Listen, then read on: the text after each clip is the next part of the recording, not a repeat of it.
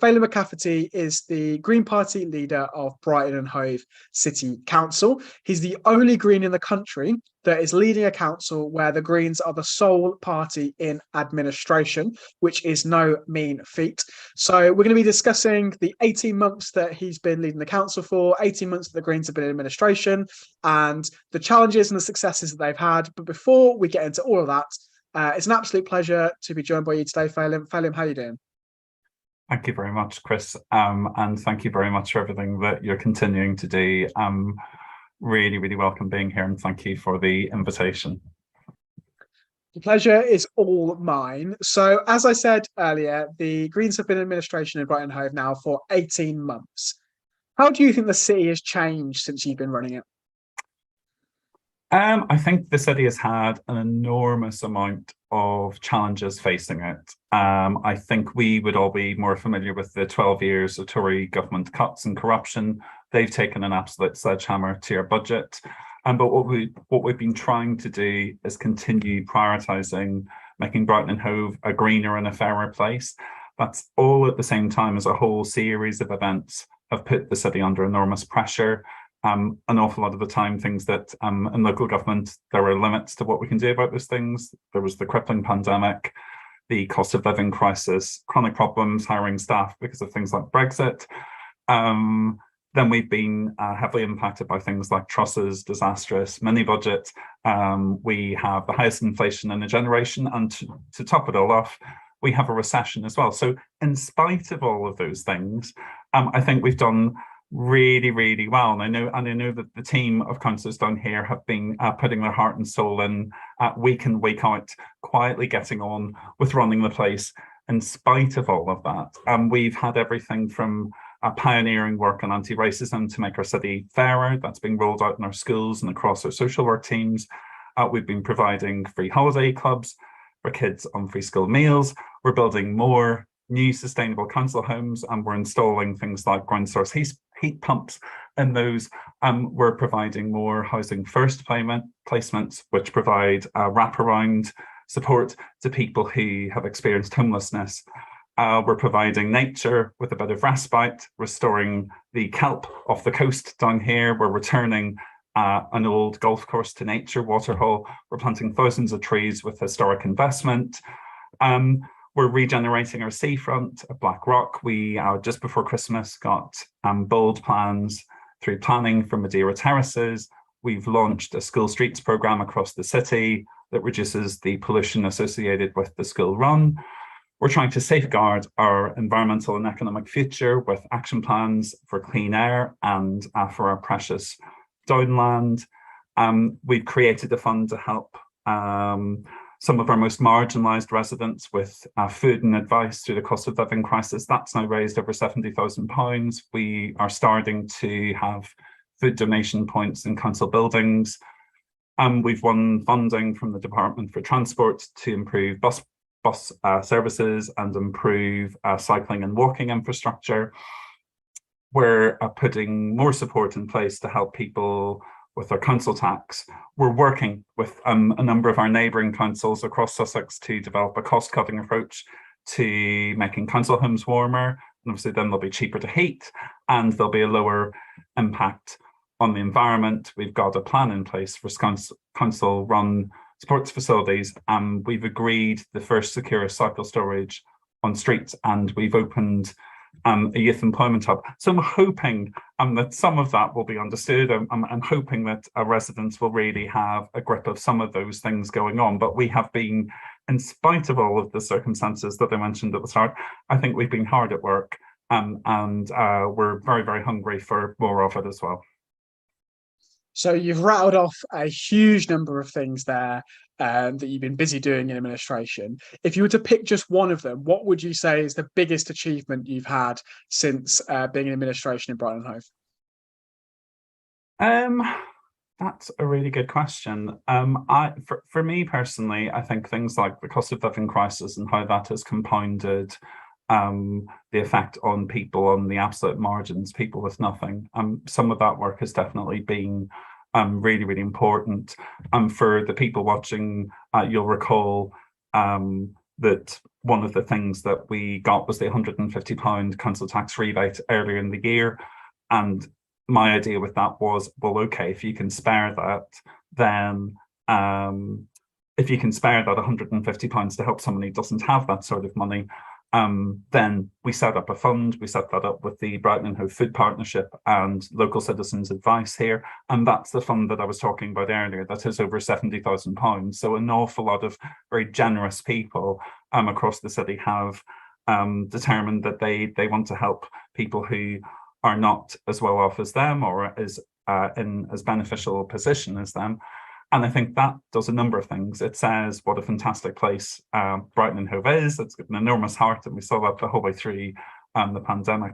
But what we've also been able to see with that is that people, in spite of the circumstances, again and again, the doorstep at the moment, what I'm hearing is people understand that we're under an awful lot of pressure in terms of cuts and then funding. But what they're trying to do with us is try and create new systems of support for people in spite of the stark circumstances that we're in. So let's talk about those stark circumstances then. So obviously you've mentioned the more than a decade of austerity that local councils have suffered under. And in Brighton Hove, you're going through the process now of setting your budget, and you're setting that budget in a context where there's essentially a multi-million-pound hole to fill. So how are you planning on ensuring that you're setting a budget which tech services which the most vulnerable residents rely on? I think it's been officially some of the worst years. The other leaders of unitary councils that I've spoken to, the last 2 years have been among the worst that we've faced. It's not just COVID, it's not just the recession, it's not just cost of living crisis, but it's because they've all come on the back of 12 years of Tory austerity that had left whole chunks of our kind of key service budgets in absolute tatters. The autumn statement from Jeremy Hunt, which ironically came as a Christmas present to local government, gave us another £2 million of cuts. That means the budget gap here has increased to nearly £21 million. That means we're going to have to find over £8 million of savings to set a balanced budget this year. People watching may or may not know this, but unlike other parts of local government, local government has to set a balanced budget. Since 2010, that means that over £110 million has been stolen from Brighton and Hove with cuts that are going to significantly harm our most marginalised residents. Through all of it, what has been a really cynical repeat message from the Tories is that they want to shift the blame for that from ministers onto local councils. I think what we are really beginning to see, and this budget is going to be no different, sadly, is that cuts are a real false economy. What we've needed like never before is an invest to save approach with quality public services funded by taxes on the wealthiest and the energy giants. And that's what's been so disappointing. I'm listening to Keir Starmer of late kind of talking about how we need to go back down the route of talking to the private sector. Actually, no, we don't. What we need is fair taxation, don't we? One important example that asserts just out of the autumn budget just how out of touch the Tories are was that they thought that nearly £3 billion for adult social care was going to be enough. Actually, councils need somewhere in the region of £13 billion. And I think that just gives you a glimpse of, number one, that they care? Do they know? Who will ever know? But also what we're trying to do with the budget at the moment is set it at a period of time when we know, and this is where all the strikes are happening, is that wages aren't keeping up with inflation. The OBR told us as part of the autumn statement that incomes are going to come down 7% in the next few years. We know that combined with high interest, with colossal cuts, residents are going to be paying more for less. And then as need has mushroomed from the cost of living crisis, the demand then on us as a local council has absolutely skyrocketed. Look, I'm really, really clear. We as Green councillors have done and will continue to do what we've done all along, which is protect council services where we can. But the vicious level of the cuts to Brighton and Hove at the moment mean there's limited funds and there's limited options left. But that's why we've been really, really proud to work with our valued trade unions and indeed the Labour Party for the Chancellor to adequately fund our city. That's been as part of a campaign understood as Give It Back, which rightly keeps the focus on the Tories and the Treasury. There are millions for Tory funders through the PPE scandal, but councils are being stripped of their budgets at the same time. In terms of how we conduct that discussion, we're conducting the discussions with trade unions and the other political parties, trying to warn them and advise them about the stark reality of the budget.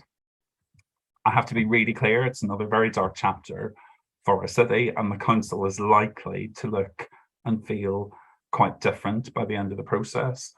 I think another thing I really need to mention is that we proudly to date been a really high spending council for things like children's services. That era may be coming to an end. But I think through all of it, as I said earlier, Greens in the steering wheel in Brighton and Hove has meant that things like children's centres, toilets, libraries have been protected. And it's no mistake that Greens were in control of the council in those first years of austerity. And unlike councils across the country, we didn't cut libraries, we didn't cut children's centres, we didn't cut toilets, and that's why we still have them. I think there's a broader discussion here as well about if we genuine say over powers, if we genuine tax raising abilities locally, like other European countries, we simply wouldn't be here. I think we would be using things like a tourism tax or locally raised taxes to put our city first. So I think we need to talk, yes, about the direct consequences of not just 13 years of Tory government, but we also need to talk about just the broken nature of local government in this country. We need to talk about why we are one of the most centralised countries in Europe. And we need to talk about why government ministers refuse to trust people like me and councils around the country, even though poll after poll tell us local councillors are trusted far more than ministers to make the right decisions for communities. So at the start of this conversation, I pointed out that you are the only Green who is the leader of a council where it's only the Greens in administration. But across the country, Greens are increasingly entering administration in councils, often in coalition with always in coalition with other parties at the moment. What advice would you give to Green councillors who are entering administration across the country? I think it's a really, really exciting period of time. It's a real flourishing of talent in our party. We're increasing in numbers, we're increasing in confidence all the time. We're a significant force in local government that we just simply weren't when I was first elected 12 years ago. That means there's a lot more advice, there's a lot more experience for colleagues who end up in positions of control. And I know that even in the last sort of year, that Greens have been asked to take over the running of councils to help run councils, and that will continue. I think my top tip is quite simple. It's to keep listening, to keep reaching out, keep talking to the communities that you represent to ensure that you're doing what your communities need. We know full well that we rarely get the credit for the amount of hard work, but Greens have to put in so much hard work. And we don't have the ability to let our work slide like some of the other parties. So I think my top tip would be just keep that hard work in the communities going, keep listening and keep talking. And so I have one final question for you before I go to some questions from the chat. And my question is about the upcoming elections in Brighton Hove. So in May, Brighton Hove has all-out elections, so every single councillor is up for re-election. Viewers may not know, but the Greens didn't come to power in Brighton Hove as a result of becoming the largest party after the last election. They came to power as a result of the Labour Party losing a series of councillors through defections and through suspensions and expulsions. And so there's a challenging set of elections coming up in May where the Greens are currently the administration, but didn't emerge from the last election as the largest party. So I wanted to ask you what you think the prospects are for the Greens retaining control of Brighton Hove after May. I think you made an interesting point there about an upcoming challenging set of elections, but we've had no overall control in Brighton Hove for decades. And I'm not sure you get very good odds on that changing soon. However, we will of course be aiming to retain control of the council, and I'm confident we're going to do that. The question will be with how many more councillors. And we've only had 2 years, so needless to say, there's a whole load of work to be done. We're really hungry for more success. We're driven to do what we can and what's best for the community. You've reminded viewers that we're in administration now in part due to Labour collapsing. We had to step in and steady the ship and guide the city through the worst years of the pandemic, when Labour sadly just abdicated responsibility to the city's residents. I think what's interesting now is that Labour are now trying to take back the administration by trying to blame us for government cuts and working with us to challenge the Tories.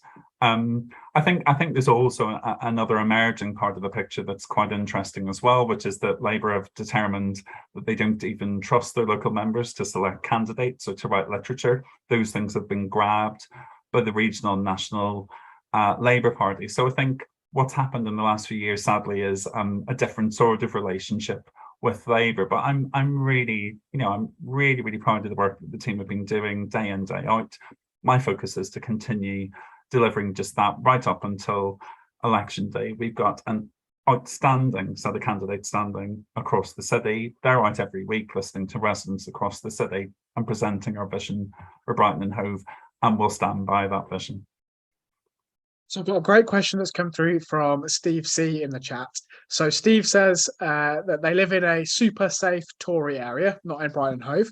And they've asked how much of the Green Party's success in Brighton Hove is due to the city generally being a progressive city with progressive voters. And how much do you think that the success that you've had in Brighton Hove could be replicated for the Greens to break through in other areas? I think both are true. I think, a glance at the census figures from last week will tell you that things like LGBT populations have been attracted to move to the areas of Brighton and Hove. And I know that Brunswick, the area of the city that I represent, was one of I think it was number 5 in the top sort of 20 areas that have attracted LGBT plus populations. I think that's in part because those populations have kind of fled here from other places, kind of refugees from other backgrounds and other places. So that lends itself, of course it does, to a different sort of conversation that we might be having at 20 miles to the north or 20 miles to the east or west. But I also think that some of this is about the space in which Greens have to carve out for ourselves. Let's not forget that the only way that we broke first past the post to get Caroline Lucas elected in 2010 was basically through a national mobilisation of all of our members and our sister parties around the world joining us as well. So actually, I think we put an awful lot of hard work into getting elected and staying elected, and I think that's definitely part of the picture that we kind of overlook at our peril in terms of any analysis of where Greens are elected. I do think as well that when Greens are elected, that what the electorate get back on the whole are really hardworking people committed to the local area. And when they get those Greens elected, they like what they see, they understand the value of a Green in the room, and they want more. So one final question for you from the chat, and you talked earlier about Brighton Hove being in no overall control for forever, and that producing particular political dynamics. So Amy has asked, are all political parties in Brighton Hove working well together? Obviously, you rely on votes from other parties to get things through. You're obviously going to be relying quite heavily on that for the passing of your budget. Talk a little bit about the situation with collaborative working with the other parties. Yeah, like I think the set piece bit, the stuff that will end up being webcast to the public, a lot of that will be done in a kind of a pitched kind of politics as theatre sort of way. But actually, the way that most councils and most democracies, let's be honest, work is through an awful lot of very unglamorous, unseen work that happens in the background. It'll be done through working groups. It'll be done through member panels for things like housing. It'll be done through a whole load of different boards and meetings that councillors otherwise do, away from the glare perhaps of a webcast meeting, but nonetheless really, really important in terms of oiling the wheels of democracy to keep churning out decisions and to make democracy effective. A really good example of how we've dealt with that kind of no overall control dynamic, if you like, in Brighton Hove has been that we have monthly meetings of the leaders of the political parties that tries where possible to kind of get decision making, keep it as smooth as possible. Obviously, there's going to be disagreements. There's going to be votes that don't always go your way when you're in minority administration with no overall control. And with the committee system, of course, let's not forget that particular part of the dynamic. But those are all parts of a welcome environment for me, certainly in terms of you have to impress upon people around you why then your arguments are good and why they're sound and why other people need to come with you. Whereas, of course, if we had the cabinet system, which an awful lot of councils still have, but we're getting there. We're convincing others every month of coming over to the committee system, means that minority control, majority control wouldn't matter. You would simply be able to impose decision making when you don't necessarily have the numbers in the ground, and that to me is a bit of an affront to democracy. And I think the committee system wins hands down in terms of allowing backbenchers, the leader of the council, the chair of the committee, as much say as each other in terms of governance, in terms of ownership as well of decision making. Phelim, it's been an absolute pleasure. Thanks so much for your time. Thanks for joining me. A pleasure. Thanks very much, Chris. Thank you.